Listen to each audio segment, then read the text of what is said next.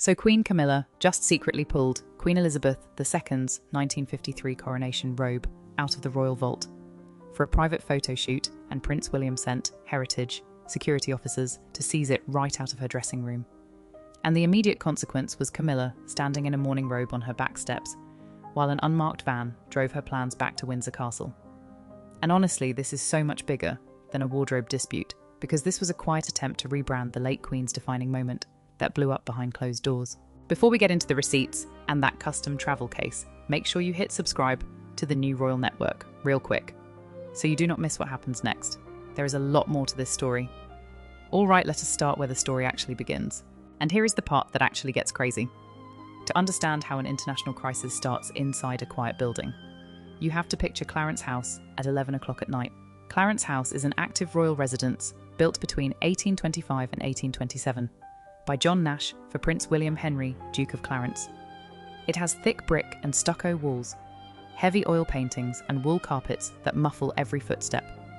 At 11 past 11 on a cold Tuesday night, the hallway chandeliers had been turned down to a low amber glow. Most senior household staff had signed out for the evening. The corridor on the second floor of the south wing was completely still, smelling faintly of old floor wax, fresh lilies, and lavender polish. The only person left working in that wing was Elsie Grafton. Elsie was a junior chamber attendant of 3 years, responsible for ensuring tomorrow's wardrobe items were checked, steamed and lined up according to the daily schedule. Elsie was 24 years old. She grew up in Yorkshire, studied textiles at college, and took a junior position in the household because she genuinely loved historic garments. Earlier that evening, the communications team sent down a finalised briefing sheet for the Queen Consort's schedule. The paper had a clear notation at the top: main presentation, look heritage focused, regal symbolism for step and repeat photographs. Elsie checked her clipboard. First item, a sapphire silk day dress, properly hung. Second item, a state brocade shawl, carefully folded on a silk tray. Third item, beige leather gloves. Everything had a printed paper tag attached, matching the official master inventory log. And then Elsie dropped her pen. It was a simple brass ballpoint pen, and when it hit the floor, it rolled behind a heavy antique dressing screen. In the corner, wedged right between a plaster wall and a massive campaign trunk that had belonged to the Duke of Edinburgh in the 1950s. Elsie sighed, went down on her hands and knees, and reached into the dark gap. Her fingers brushed past the brass feet of the trunk, expecting to feel the pen. Instead, her fingers hit fabric. Not modern cotton, not synthetic garment covers. Her hand touched heavy, dense velvet that felt distinctly cold to the touch. Elsie pulled her torch out and shone the light into the 5-inch gap. What she saw made her freeze. Wedged into the corner was a long, heavy, dark green canvas garment bag sitting on the floorboards, covered in a fine layer of grey dust. In a household where every single piece of fabric is catalogued and logged every 24 hours, finding a dusty bag wedged behind furniture is a massive red flag. Elsie carefully dragged the bag out into the open light. The bag was remarkably heavy, weighing easily 15 to 20 pounds. On the upper left corner was a faded leather patch embroidered in gold thread. Elsie wiped away the dust with her thumb and read the embroidered characters: a royal crown surrounded by a laurel wreath, and directly beneath it 4 characters: ER2. Elizabeth Regina II. Elsie's heart started hammering against her ribs. Anything bearing the ERII sovereign cipher belonged strictly to the Sovereign State Archives or the Royal Collection Trust. It had no legal right to be sitting on a floor in Clarence House. Her hands were shaking as she slowly unzipped the top 6 inches of the canvas bag. What spilled out into the lamplight was a cascade of deep crimson silk velvet. Woven along the wide border were relief-stitched oak leaves made of solid gold, bullion thread catching the light with a deep metallic shine. Elsie had only seen fabric like that in historical documentary footage of June 2nd, 1953, the coronation of Queen Elizabeth II at Westminster Abbey. This was the actual sovereign coronation robe of state worn by Queen Elizabeth II 73 years earlier. Attached to the inner zipper was a fresh white paper tag typed on Clarence House stationery. It read, "Main presentation, look heritage focused, St James's Palace photo shoot, approved." Elsie knew the unwritten law of royal service: if you see something you are not meant to see, you put it back and finish your shift. Seeing nothing is how people keep their jobs.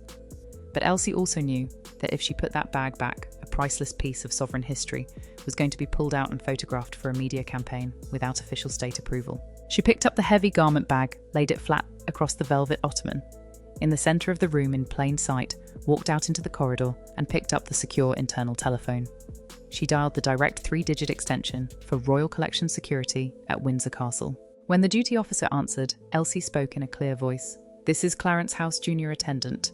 I am reporting an uncatalogued Class 1 sovereign artefact in the dressing suite.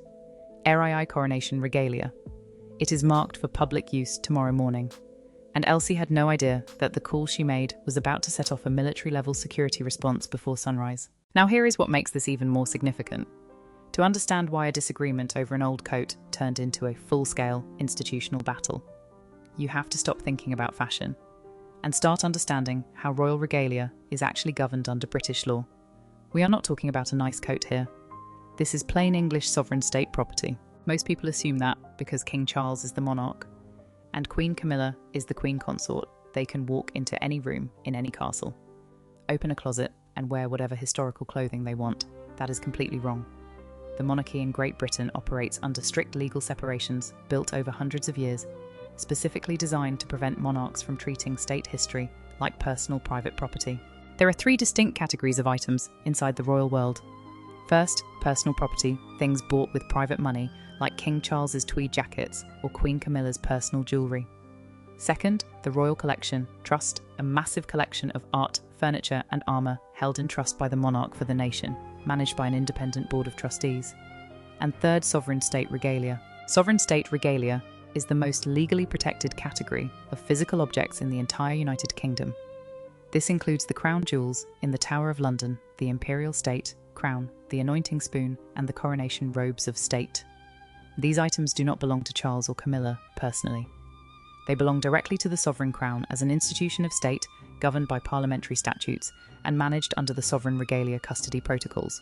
To legally move an item of sovereign state regalia out of its climate-controlled vault at Windsor Castle, 3 specific legal boxes must be checked on an official state ledger. Box 1. Transferred permanently moved to another state museum with written approval from the Lord Chamberlain. Box 2. Loaned an official loan agreement signed, indemnified by the Treasury, and logged with a specific return date. Box 3. De-accessioned, formally retired from sovereign custody. If an item of state regalia leaves the royal vault at Windsor Castle and not a single one of those 3 boxes is checked, the item is legally classified as removed without authorization. In plain English, it is an institutional crime. Let us talk about why coronation robes are so heavily guarded. A coronation robe of state is not just decorative fabric. It is the permanent physical record of queenship. The crimson velvet robe worn by Queen Elizabeth II on June 2nd, 1953, was crafted by Ede and Ravenscroft, a firm founded in 1689. It took 12 professional embroiderers at the Royal School of Needlework over 3,000 hours to hand-stitch the gold bullion oak leaves, wheat ears and crowns along its 21-foot train. When Queen Elizabeth II wore that robe into Westminster Abbey, at 27 years old, it was saturated with geopolitical symbolism, marking the formal beginning of the Elizabethan era.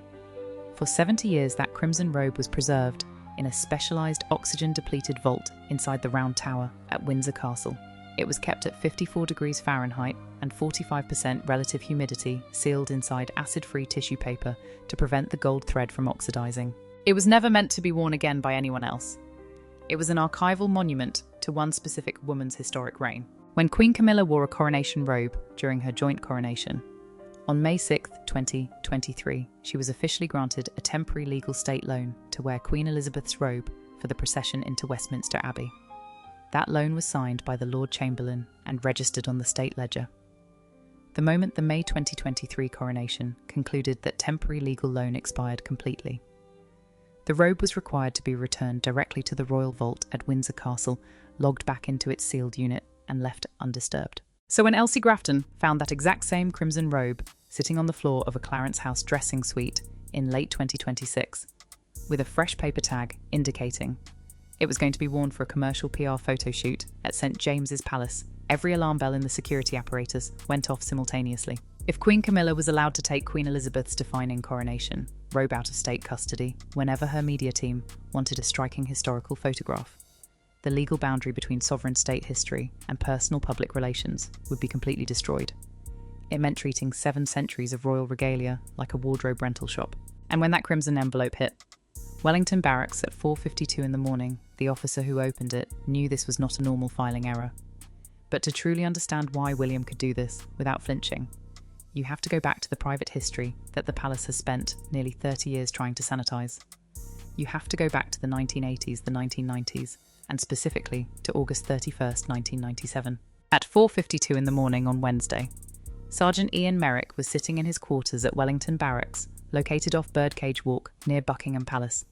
Merrick was 48 years old, a former military police officer who had spent the last 8 years working exclusively for Royal Collection Security under the Heritage Detail Clearance Team.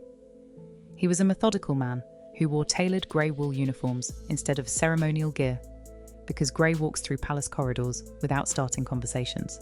A courier knocked 3 times on his door and handed him a heavy crimson envelope stamped "Immediate Eyes Only, Heritage Detail Clearance." Inside were 2 sheets of paper. The first sheet was an official security dispatch confirming that an uncatalogued ERII coronation robe had been discovered inside Clarence House and was scheduled for public display within 12 hours.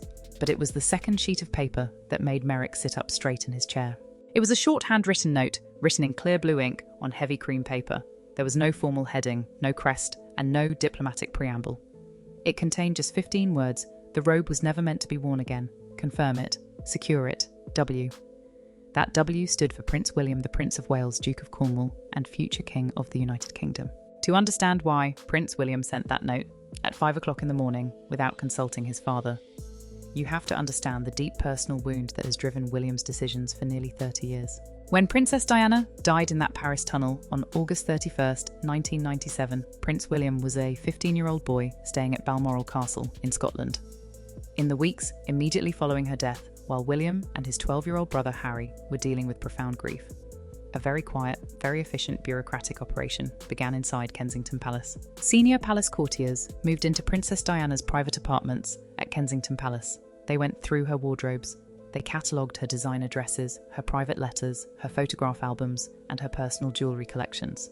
Over the next several years, William watched in helpless fury as his mother's physical possessions were systematically managed, edited, catalogued, and in some cases redistributed or auctioned off by palace trustees to manage her public legacy. William watched as courtiers decided which of Diana's dresses could be put in public museum exhibits, which of her charitable patronages would be closed down, and how her memory would be framed by the communications office. He saw how a deceased woman's physical items, the very things that carried her touch and her memory, were treated by the royal institution like public property, to be repurposed for institutional convenience. As a teenager, William made a quiet vow to himself. The moment he possessed real legal and structural power within the monarchy, he would never allow the royal establishment to repurpose or edit the physical legacy of a deceased woman he loved. When Queen Elizabeth II passed away on September 8, 2022 at Balmoral Castle at 96 years old, William felt that exact same protective duty shift toward his grandmother. Queen Elizabeth was not just a monarch to William, she was his mentor, his rock, and the woman who had guided him through the darkest years of his life after Diana's death. Her 70-year legacy was sacred to him. Her 1953 coronation robe was the absolute symbol of her lifelong vow of selfless service. When William received the security dispatch informing him that Queen Camilla's team had secretly taken Queen Elizabeth's 1953 coronation robe out of the royal vault at Windsor Castle, and were planning to use it as a prop for a media campaign at St. James's Palace, it triggered every single memory of what had been done to Diana 30 years earlier. William did not see a minor styling choice or a harmless PR campaign. He saw Queen Camilla attempting to borrow Queen Elizabeth's historical glory to bolster her own modern public image. He saw the institutional repurposing of a dead queen's defining moment. And unlike 1997, when he was a helpless 15-year-old child walking behind a coffin in 2026, William was the Duke of Cornwall, controlling a £1.2 billion empire, possessing complete financial independence and holding absolute authority over royal heritage, security protocols. Merrick packed his biometric archival transport case pulled on his grey working uniform and headed straight out the door for Clarence House.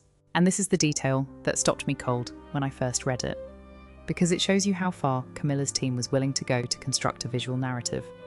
To understand how Queen Elizabeth's coronation robe ended up behind a screen in Clarence House, you have to look at the concrete plan that Queen Camilla's private team had been constructing in total secrecy for over 6 weeks. At 6:10 in the morning, Sergeant Ian Merrick stepped out of an unmarked dark green Land Rover Defender outside the side courtyard gates of Clarence House. Rain was lightly falling over central London. The doorman, recognising Merrick's grey uniform and security clearance card, opened the heavy wrought iron gates without asking a single question. Merrick walked quickly through the service entrance, carrying his heavy aluminum archival case in his right hand. Clarence House was already buzzing with morning activity. Deliveries of fresh white roses were being brought into the drawing rooms.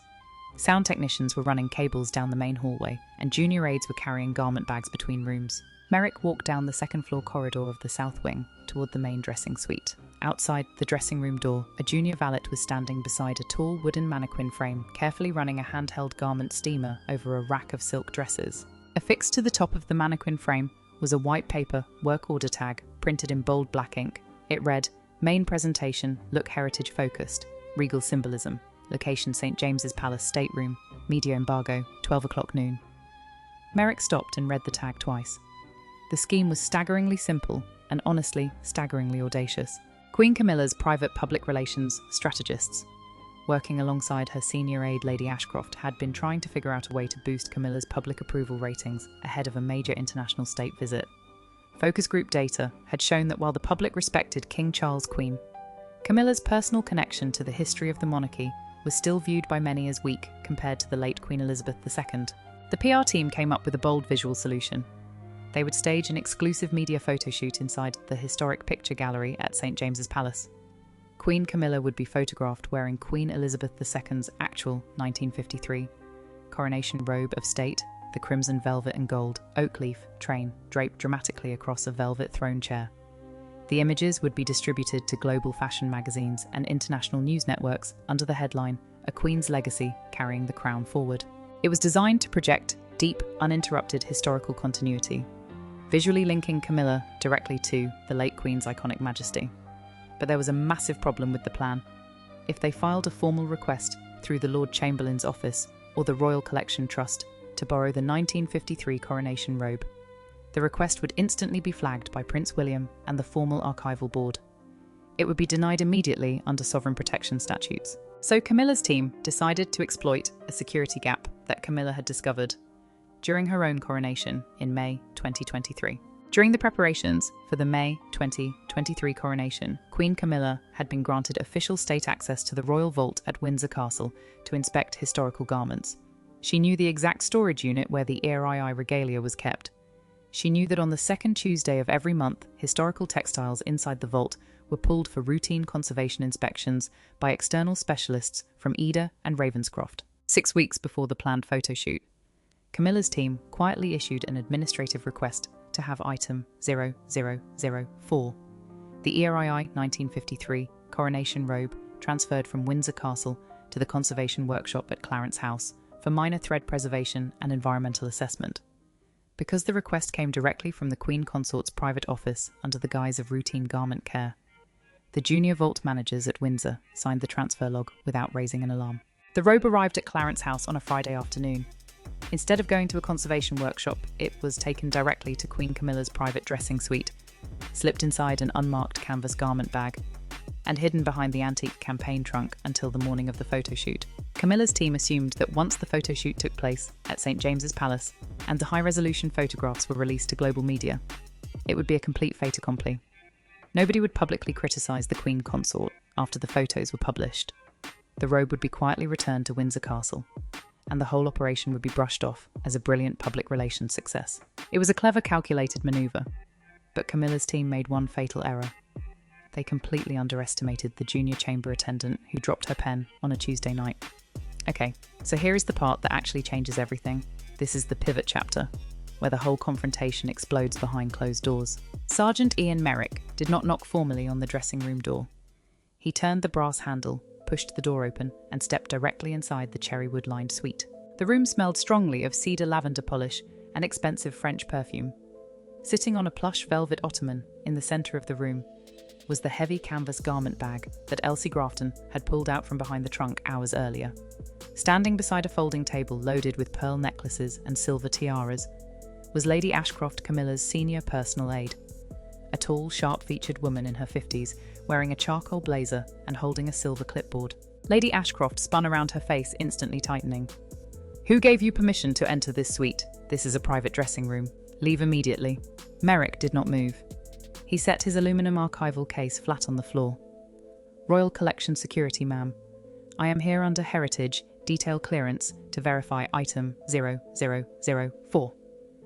Before Lady Ashcroft could answer, the heavy oak door leading to the inner private bedroom swung open. Queen Camilla stepped into the dressing suite. She was wearing a quilted silk morning robe, carrying a bone china coffee mug in her right hand. Her hair was unstyled. She wore no makeup, and her face carried a sharp, cold expression. She looked like a powerful woman whose private domain had just been breached. Camilla walked straight up to Merrick, stopping less than 3 feet from him. She did not raise her voice.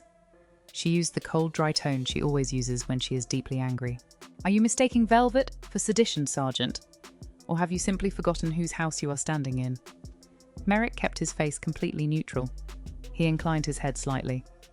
"Your Majesty, I am executing a sovereign protection order regarding an uncatalogued state artifact." Camilla let out a short, harsh laugh. She gestured with her coffee mug toward the cherrywood wardrobe lining the far wall. "Everything inside this room is part of my personal wardrobe for today's scheduled public engagements. Are you suggesting that I have stolen my own clothes?" And that phrase right there, "my own clothes," tells you everything you need to know about the conflict. Camilla genuinely believed that her status as Queen Consort gave her personal ownership over every piece of fabric inside the palace. Merrick cited the plain English law. Under Section 4 of the Sovereign Regalia Protection Act, any item bearing the ERII sovereign cipher that has left restricted custody, without a Lord Chamberlain loan certificate, is subject to immediate verification and custody held by heritage security. Camilla's eyes narrowed to slits. "I have a press presentation at St. James's Palace in less than 3 hours. You will step out of this room right now and let my staff finish dressing the mannequins." Merrick looked directly at the Queen Consort and said 5 words. "I cannot do that, ma'am." He walked past Lady Ashcroft, stepped up to the massive cherrywood wardrobe doors, reached out his gloved hands, and pulled the doors wide open. In the royal world, opening a queen's private wardrobe without her explicit permission is an unheard-of breach of household protocol. It is considered an act of pure institutional defiance. Inside the wardrobe hung dozens of tailored silk dresses, brocade coats, and formal evening gowns. But lying on the bottom shelf, tucked beneath a row of formal shoes, was a long dark velvet storage cover. Merrick reached down, lifted the heavy fabric out, and laid it across the central ottoman. He slowly unzipped the cover.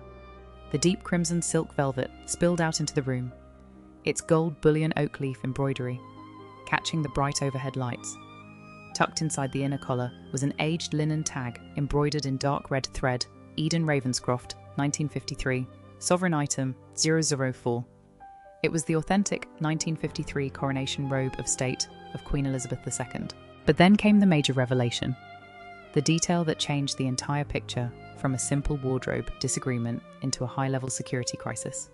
Sitting in the bottom corner of the wardrobe behind the robe was a custom-built dark tan leather travel case. It was brand new, lined with thick velvet ridges, shaped specifically to hold a rolled 21-foot velvet train. And stamped onto the top leather lid in fresh gold leaf lettering were 2 initials, CR, Camilla Regina. Merrick looked at the custom leather travel case, then looked at the robe, and realised the full truth in an instant. This was not just a garment brought over for a quick photo shoot at St. James's Palace. Queen Camilla's team had commissioned a custom travel case marked with her own initials, preparing to take Queen Elizabeth's coronation robe out of the building, permanently bringing it to her private country estate at Raymill House in Wiltshire. The robe was not just being borrowed, it was being permanently co-opted into Camilla's private collection. Merrick tapped his tablet screen, activated the digital database hold, and locked the item's serial number. Item 0004 is now under secure sovereign hold. Camilla's face went completely pale with rage. She turned to Lady Ashcroft and ordered her to call the King's private office immediately. "Get my solicitors on the phone right now. This officer is leaving this house in handcuffs. This is where Prince William enters the room personally. And what happens next is an absolute masterclass in quiet, devastating, institutional power." The dressing room door swung open without a sound. Prince William walked into the suite. He was wearing a dark navy wool overcoat over a tailored suit, looking every inch the future king. He carried no security detail inside the room with him, and he had no press officers hovering at his shoulder. In his right hand, he he held a dark red leather folder stamped with the gold seal of the Duchy of Cornwall. The room went dead silent. Lady Ashcroft stepped backward until her spine hit the cherrywood wardrobe. Camilla stood completely still, her coffee mug suspended in midair. William did not look at Lady Ashcroft. He did not look at Sergeant Merrick. He walked straight to the centre of the room, stopped beside the ottoman, where the crimson coronation robe lay open, and looked down at the gold bullion stitching for 3 long seconds. Then William turned his head and looked directly at his stepmother. "What is my grandmother's coronation robe doing in this room?" William asked. His voice was low flat and carried a cold authority that filled every corner of the suite. Camilla cleared her throat, adjusting her mourning robe. She tried to use her standard persuasive tone. "William, this is an internal styling matter for today's presentation. It was recommended by my media advisors to project historical continuity between the reigns. It was never intended as a breach of recommended by whom." William interrupted. His voice cut through her sentence like a blade. "Name the advisor. Name the private secretary who signed the authorization." Camilla went completely silent. She could not name a person because no official authority existed. William opened the dark red folder in his hand. He pulled out a single laminated document, a yellowed 70-year-old parchment document, holding 3 signatures at the bottom.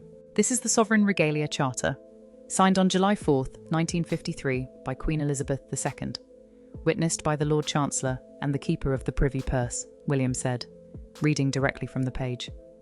"It explicitly mandates that item 0004 is permanent sovereign state property, designated solely for the historical archive of the 1953 coronation, never to leave restricted vault custody, never to be displayed in private residences, and never to be worn again by any individual." William raised his eyes and looked straight into Camilla's eyes. "You cannot wear somebody else's crowning moment," William said. The words dropped into the room like heavy stones. It was not an argument. It was a devastating spoken verdict, delivered directly to the Queen Consort. William was not just talking about a crimson velvet robe. He was talking about 30 years of history. He was talking about the way Camilla had slowly, methodically stepped into spaces that belonged to other women, wearing Queen Elizabeth's favourite tiaras, taking over Princess Diana's former patronages, and attempting to rewrite her own place in royal history. William took the 70-year-old document and laid it flat on the ottoman directly beside Queen Elizabeth's crimson robe. Camilla took a sharp breath. "William, you are turning a simple heritage-focused media appearance into an absurd public scandal. The press team at St. James's Palace has already set up the lighting rigs. The photographers are arriving in 2 hours. If I appear without the presentation look, it will create massive questions." William did not flinch. He looked at Sergeant Merrick and spoke with absolute, uncompromising finality. "Sergeant Merrick, you will place item 0004 into your archival transport case immediately. You will escort it directly to the Royal Vault at Windsor Castle. If anyone in this house attempts to block your departure, you have my full authority to invoke a full-scale legal and physical audit of every wardrobe, trunk and storage room in Clarence House." Lady Ashcroft's face went completely white. A full-scale audit of Clarence House would mean independent security officers searching every private room, opening every storage chest, and inspecting every piece of jewellery in the residence. Camilla realised in a single terrifying second that her leverage was completely gone. William was not negotiating. He was not giving her a chance to save face behind closed doors. He was using his absolute authority as the Duke of Cornwall and the head of the heritage detail to execute an irreversible shutdown of her entire scheme. William turned back to Camilla, looked at her for one last second and said, "Your presentation at St. James's Palace will proceed as scheduled. You will wear your standard navy day dress." He turned on his heel, walked out of the dressing suite, and closed the heavy oak door behind him. And here is the thing, nobody announced anything. Nobody made a speech. But the message inside the building was completely clear to anyone who knew how to decode royal visual language.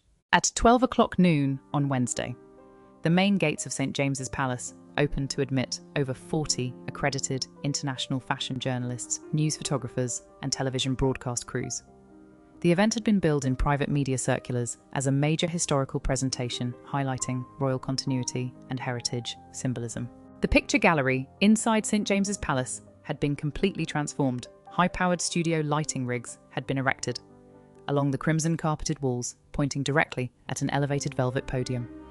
The international press corps stood behind silk barrier ropes, cameras ready lenses, focused expecting Queen Camilla to step out wearing a legendary piece of historic royal regalia. At 12:15, the double doors at the end of the picture gallery swung open. Queen Camilla walked into the room. She was accompanied by Lady Ashcroft and two press aides, but instead of emerging in the majestic, gold-embroidered 1953 ERII Coronation Robe of State, Camilla walked across the floor wearing a simple off-the-rack navy blue coat dress with basic silver trim around the collar. She wore no historic tiaras. She wore no state shawls. She wore an ordinary day outfit that any senior royal might wear to open a community library on a Tuesday afternoon. The photographers started flashing their cameras, but the confusion among the royal correspondents in the room was immediate.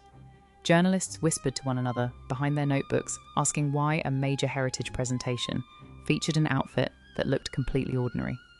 Camilla smiled, for the cameras walked along the step and repeat backdrop and posed for 7 minutes before being escorted back out through the private side doors. The global media filed their photographs, reporting on a pleasant ordinary morning engagement at St. James's Palace. To an outsider watching the news broadcasts that evening, it looked like a totally unremarkable event, but to everyone inside the royal household, that simple navy blue dress was the visual signal of a total crushing defeat. While Queen Camilla was standing in front of the flashing cameras at St. James's Palace, wearing her navy coat dress, something extraordinary was happening in the rear service courtyard of Clarence House, 300 yards away. At 11:45 in the morning, an unmarked dark grey security transport van pulled slowly into the secluded service courtyard behind Clarence House, an area hidden from public view by high brick walls and thick green ivy. Sergeant Ian Merrick walked out of the rear service doors of Clarence House, carrying the heavy aluminum archival transport case in both hands. The biometric lock on the case was glowing green, and a bright red holographic tamper seal was fixed firmly across the steel latch. Two armed officers from the Diplomatic Protection Group stood guard at the rear of the van, as Merrick carefully slid the archival case into the vehicle's climate-controlled interior compartment. The heavy rear doors of the van clicked shut, the electronic locks engaged, and the vehicle drove slowly out of the courtyard under armed police escort, heading west toward the M4 motorway and Windsor Castle. The contrast was absolute. The public saw a Queen consort smiling in a simple navy dress on morning television. But 20 minutes earlier, under armed escort, the defining symbol of Queen Elizabeth, II's sovereignty had been seized right out of her wardrobe and was being driven back to a locked vault at Windsor Castle. And Camilla's team went into full damage control mode, but it completely fell apart because you cannot spin a reality that everyone inside the building can clearly see. When the unmarked grey transport van pulled out of the service courtyard, carrying the archival case, Queen Camilla was standing alone on the rear stone steps of Clarence House. She was still wearing her quilted morning robe, her arms tightly folded across her chest against the cold, damp air. There were no press photographers on the back steps. There were no television cameras recording her reaction. She stood in total silence, watching the tail lights of the security van disappear through the heavy iron gates. Standing 2 steps behind her was her legal attaché and Lady Ashcroft, both looking frantically at their smartphones. The internal collapse of Camilla's media strategy was total and immediate. Within 45 minutes of William's departure, her private communications team had to execute an emergency PR cleanup. They placed frantic phone calls to senior editors at major fashion magazines and royal news outlets, quietly cancelling the scheduled heritage presentation feature briefs. They issued revised guidance to reporters, claiming that the event at St. James's Palace was always intended to be a low-key, modern wardrobe presentation, focusing on sustainable royal fashion. It was a desperate, transparent attempt to cover up the fact that their grand scheme had been completely dismantled in less than 2 hours. Inside the private office at Clarence House, the atmosphere was described by household staff as utterly toxic.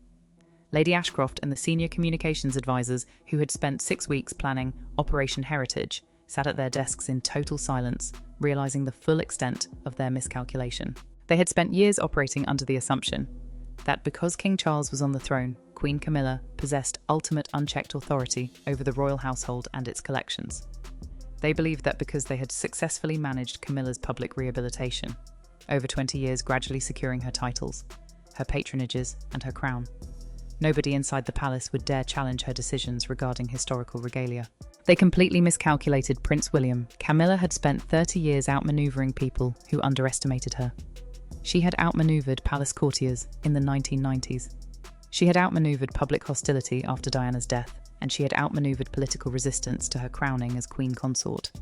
But William had never underestimated her, not once. William had spent his entire adult life studying her methods. He knew how her team operated behind closed doors. He knew how they used quiet access to gain visual advantages. and he knew how they attempted to edit history to serve their modern image. Sitting in her private study late that afternoon, Queen Camilla was forced to confront a brutal truth. Her title as Queen Consort gave her symbolic status, but it gave her zero structural power over the future of the monarchy. Prince William held the checkbook of the Duchy of Cornwall. He held the loyalty of the Heritage Detail Security Team, and he held an absolute unchallengeable veto power over every historic asset in the royal collection. The moment William decided to draw a line in the sand, Camilla's authority evaporated instantly. She had lost her entire media campaign, she had lost access to the sovereign archives, and her own junior staff had witnessed her being overruled in her own dressing suite by her stepson. And then at 2:15 on Wednesday afternoon, Prince William delivered the last irreversible closure that permanently locked the door on Camilla's scheme forever. At exactly 2:15, the dark grey security transport van arrived at the main security gates of Windsor Castle. It was escorted directly through the private ward into the inner courtyard of the historic Round Tower, the home of the Royal Archives and the Sovereign Vaults. Sergeant Ian Merrick stepped out of the vehicle, carried the aluminum archival case down 3 flights of stone stairs into the subterranean vault, and met with Sir Jonathan Arborfield, Keeper of the Royal Archives. Together, the two men opened the climate-controlled storage unit, a steel-lined, oxygen-depleted vault built specifically to preserve British sovereign state regalia. Merrick lifted item 0004, Queen Elizabeth II's 1953 Coronation Robe of State, out of the transport case and laid it flat inside its permanent acid-free storage drawer. Sir Jonathan Arborfield pulled down the heavy steel vault door, engaged the biometric lock, and applied a bright yellow holographic tamper evidence seal across the frame. Then Sergeant Merrick took the second item that had been seized from Clarence House, the brand new custom-built leather travel case stamped with the gold initials CR. Without saying a word, Merrick placed the empty CR travel case into a deep storage holding locker, locked it with a master key, and logged it as permanently confiscated state evidence. While the vault was being sealed at Windsor, Prince William was sitting in his private office at Windsor Castle with senior legal representatives from the Duchy of Cornwall and the Lord Chamberlain's office. William did not call a press conference. He did not issue a public statement to the newspapers. He signed a legally binding executive instrument titled the Sovereign Regalia Protection Protocol of 2026. The instrument legally reclassified all coronation, regalia, state, robes, and sovereign crown jewels under permanent high-level security protection codes. Under the new binding rules signed by William, no item of sovereign state regalia can ever be removed from the royal vaults at Windsor Castle for any reason, whether for a photoshoot, a museum display, or a public presentation, without explicit written dual authorization signed personally by both the reigning sovereign and the Prince of Wales. Think about what that single legal document accomplished. With one stroke of a pen, Prince William permanently stripped Queen Camilla and any future Queen Consort of the ability to ever access sovereign state regalia independently. He placed the entire historical collection under his own personal veto power. No press release was ever issued by Buckingham Palace. No formal public statement was ever released to royal correspondents. The media was told absolutely nothing.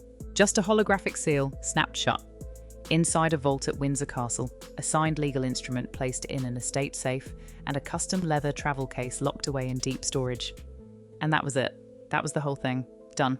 When you step back and look at the entire chain of events that unfolded across those 24 hours, what you actually see is something so much more profound than just a dispute over an old velvet coat. This was a massive 30-year generational reckoning.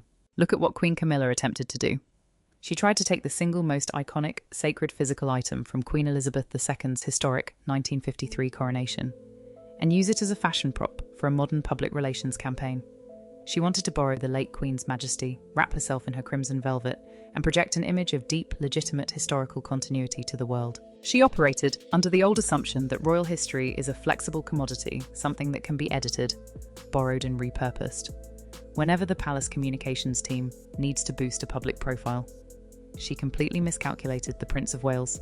Prince William is no longer the 15-year-old boy who stood helplessly in Kensington Palace in 1997, watching palace courtiers quietly edit, pack up, and redistribute his mother, Princess Diana's private possessions. He is a 44-year-old man who controls a £1.2 billion private empire, holds complete operational command over royal security protocols, and understands every single tactic used by the palace PR machine.